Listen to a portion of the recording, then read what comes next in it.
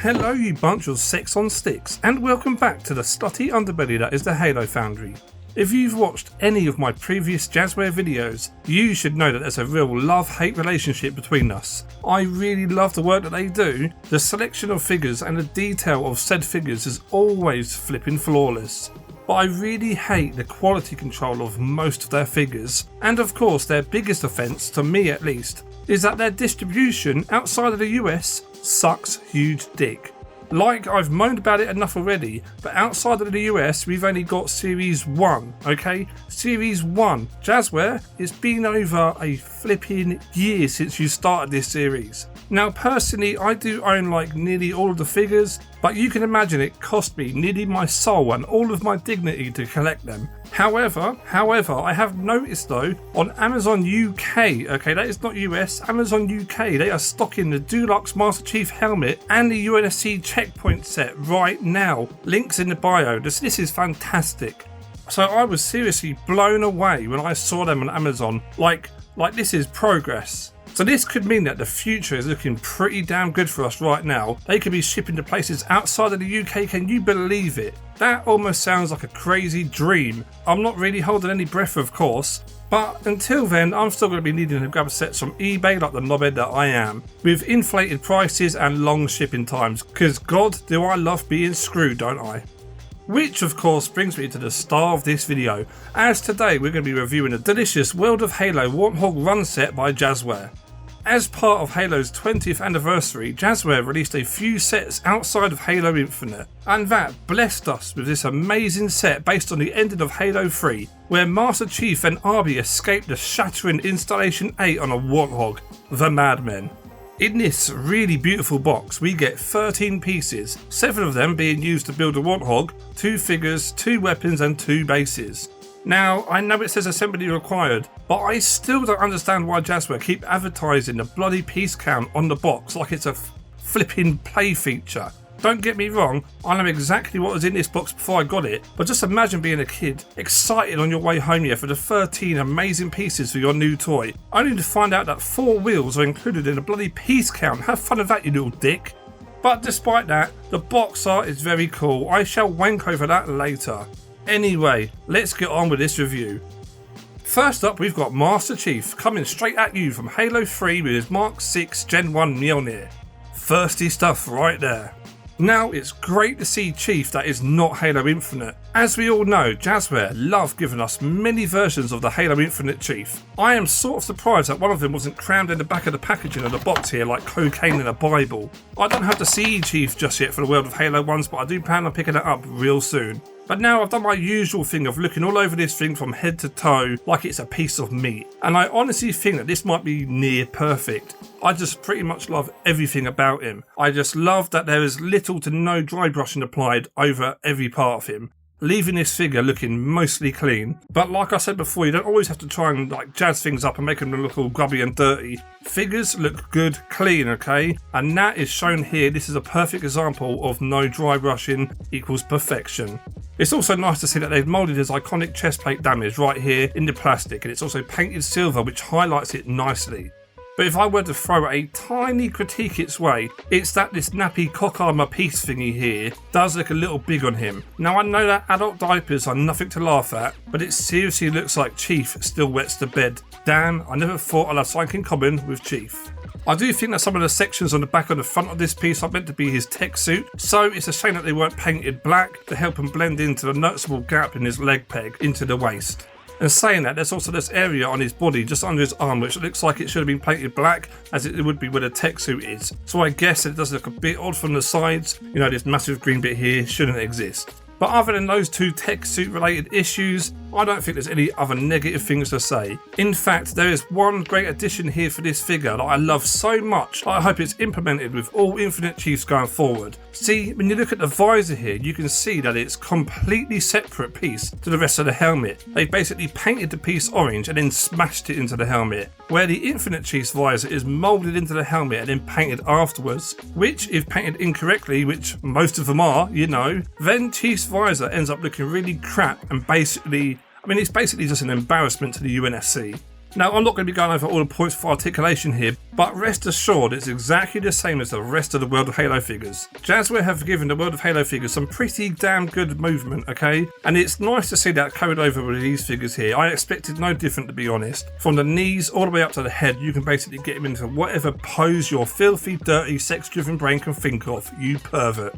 The assault rifle itself is a fantastic little piece of plastic. Detail wise, it's basically spot on with the game. It is missing, however, its distinct ammo counter, which, you know me, I love spunking over the ammo counter, but alas, there is nothing here but sadness and shame. I know that this thing is tiny, but maybe they could have just painted it blue. I mean, that would have been achievable. And to finish things up with Chief here, we of course get a nice little moulded hole in his back, and with the peg moulded into the assault rifle, you can attach it like so. And whilst we're on the subject, inserting my peg into Chief is sort of a dream of mine. Now moving on to the Arbiter, and Jazwares are 2 for 2. I mean, just look at that little face. You'll be proud to bring him home to your parents and Eiffel Tower him with your dad. Again, we've got a fantastically sculpted figure. There is so much going on with this thing, and I just love it. I don't really have too many other figures of RB in my collection, so this is really welcomed for me. The gold used in his armour is just fantastic, and it really pops having him next to all the other figures. The other ones look dirty and disgusting now.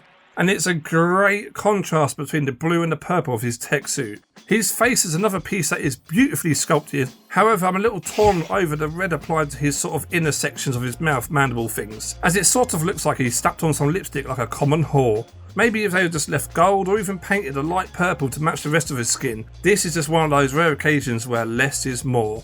Also, his eyes should be more of an orange than a red, but you know, I can see him killing 2 birds with 1 stone with the red used for the mouth. Lazy, but that's fine. It is also a shame that his hand armour isn't painted gold as well. It just looks like he forgot to wear his mittens again and his mum's moaning at him because it's too cold. But other than that, the paint is pretty flawless, and just like Chief, doesn't have a stupid amount of dry brushing applied. The only black wash applied is so that it sinks into the patterns in the armour to give him some real sexy depth. And if I actually compare this pattern with the in-game Arbiter, and I follow them all around, Jazwares basically have them spot on, which is great to see. And also, RB does come with his trusty Carbine, which I really want to see make its return back into Halo Infinite, so he is hoping for Season 2, eh? But this is just like the assault rifle really. It is faithful to the in-game model, but the only thing that they could have done to bring it to that next level would be to paint the sight green. Now, because it's a first-person game, we all know what the sights look like, and it's just a shame to see these massive iconic parts of these guns not being carried out by Jazwares, because it just makes them super noticeable that they're missing.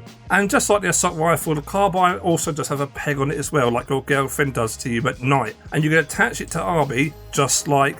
Oh wait, yeah, Jazwares haven't given any of the elites peg holes, which is really bizarre for some reason, so this is just it's bloody stupid. See, I wanted to pose RB on the Warthog with the Carbine on his back, but nope, the Carbine has called shotgun apparently and has to sit in the seat. So please, Jazwares, just make a little hole on the backs of all your figures. I mean, you've done it for the Spartans, why can't you do it for everybody else?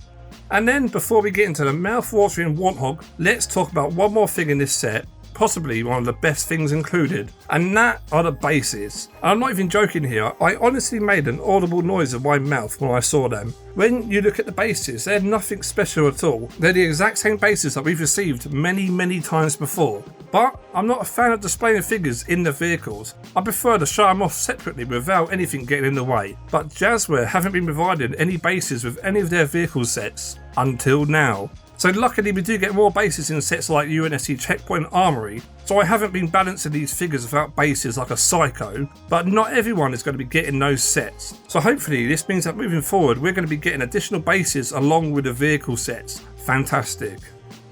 And now let's take a look at the star of the show, the Halo 3 UNSC Warthog. Just take a deep breath and enjoy the orgasmic splendour that is before you. So as I said, this thing comes with 7 fun-packed pieces, being the Warthog itself, the 4 wheels, the antenna and the machine gun. These are all fairly straightforward to attach unless you're an absolute idiot. Everything is basically the exact same as the Halo Infinite Warthog apart from the machine gun, where it sort of attaches midway with the base already being part of the chassis. And let me tell you, I really struggled as hell to snap this in place. Like seriously struggled, okay? But everything else was absolute breeze to put in place. And once again, you've got yourself the finished product. And boy does it look good. The detail on this Warthog is absolutely stunning. With all the panels perfectly indented into the body. Again, there's zero dry brushing applied. Any dry brushing would have ruined this thing for me. There's also a nice amount of detail applied underneath, which is also really good to see. I appreciate when things look good no matter what angle you want to display them. Though, there are these visible peg things on the windows which are super obvious, and I really hate them. Like I really deeply hate them. The Infinite Hog doesn't need them, so why couldn't an alternative fixture be used? That's me being nitpicky, but you know, this is a review. What I love here when comparing both of the Warthogs though, is that Jazwares kept them true to how they appear in game. So just by looking at both of these together, you can tell that there's 2 generations of Xbox graphics between them. And it really makes me appreciate the simplistic design of Halo 3 and where we are currently today. Now, I really do love the Halo Infinite design. Of course, it is fantastic, but I really do miss these sort of sexy angular pieces on the hood from the original Warthogs had. So, I just have to say thanks Jazwares for keeping these things true to how they appeared in game. Well, almost true to how they appeared in game, because what happens if I told you this isn't the Halo 3 Warthog at all? It's the bloody Halo Reach Warthog. What is the flipping hell? Plot twist? Yes, the Halo Reach Warthog. See, I noticed on the front of the Warthog it had these 4 twats sticking out, okay? And I remembered that the Halo 3 Warthog, its hood was as smooth as Chief's balls, okay? So when doing a bit of detective work, I think that Jazwares mistakenly modelled the Halo Reach Warthog, not the free one. Or 343 gave him the wrong bloody reference material, okay? Now I don't mean all the stickers and the decals on the Reach version, okay? Obviously I know they're not on this toy, but what I mean is the smaller details, okay? See, the Halo 3 and the Reach Warthogs are basically identical in design, apart from a few small details. So this toy is missing the 2 circular pieces here, which is both on the Halo 3 and the Reach model, so that's just Jazwares' fault, okay? That's not anything to do with this. But you can tell it's the Reach one just because of these parts on the hood as I mentioned earlier.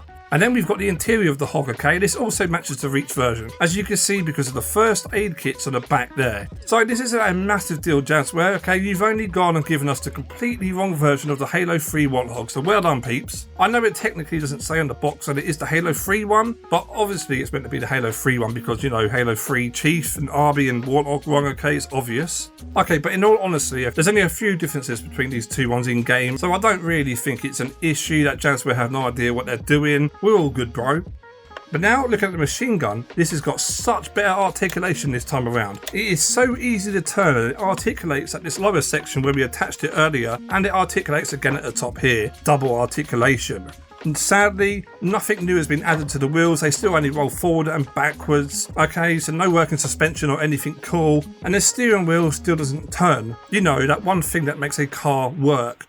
But I did get really excited looking at the box here, thinking that it's going to be shooting bullets and fire coming out of the barrels and everything. But then I noticed that the box says blaster and effects simulated. So I was a little bit disappointed that wasn't included. No, seriously, I didn't think that was true. But who is that note for? Who actually believes that is a real playability feature? You could say that they have to include it, but they included it for a reason.